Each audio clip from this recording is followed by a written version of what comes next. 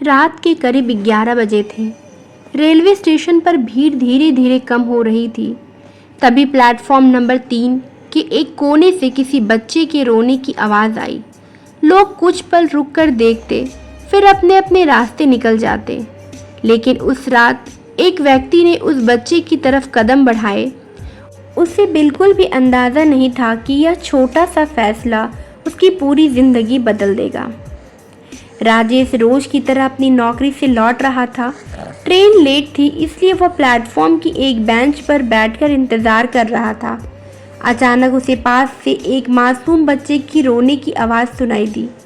उसने देखा कि लगभग 4 साल का एक बच्चा फटे पुराने कपड़ों में अकेला बैठा था। उसकी आंखों में आंसू थे और चेहरे पर डर साफ दिखाई दे रहा था। राजेश उसके पास गया और प्यार से पूछा, बेटा तुम्हारा नाम क्या है?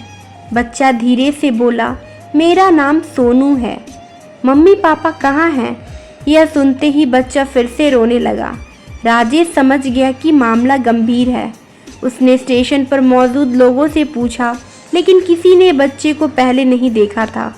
तभी उसने रेलवे पुलिस को सूचना दी। रेलवे पुलिस ने पूरे स्टेशन पर घोषणा करवाई, यदि किसी यात्री का 4 साल का बच्चा खो गया हो तो कृपया रेलवे पुलिस चौकी पर संपर्क करें।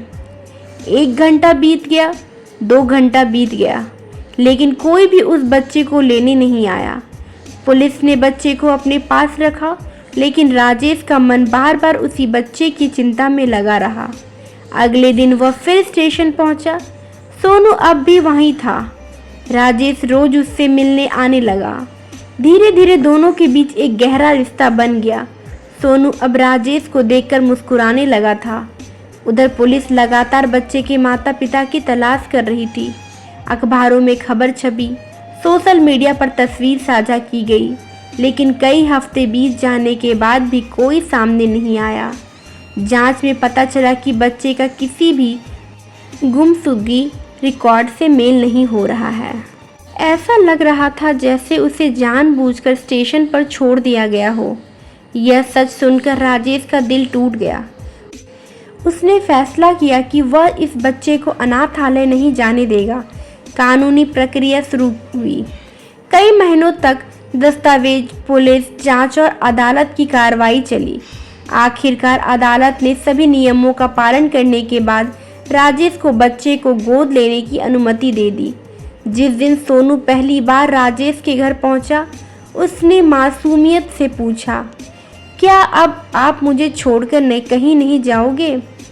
राजेश की आंखों में आंसू आ गए। उसने सोनू को गले लगाते हुए कहा, नहीं बेटा, अब तुम कभी अकेले नहीं रहोगे। साल गुजरते गए। राजेश ने सोनू को अच्छे स्कूल में पढ़ाया।